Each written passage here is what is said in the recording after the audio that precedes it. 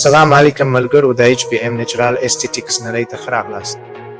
نن موږ په دې خبرې کوو چې یو ورزشکار باید په ورځ کې څومره پروټین واخلي او کوم وختونه یې د مصرف لپاره تر ټولو غوره دي.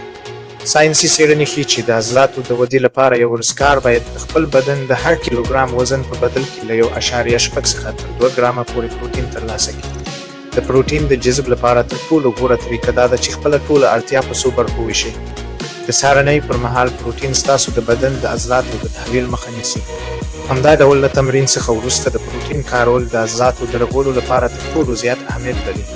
یوه بله مهمه ساینسي دوره د خوب څخه مخکې وخت چې ستاسو بدن ته اجازه ورکوي د شپې لخوا د عضلاتو رګونه جاري وساتي.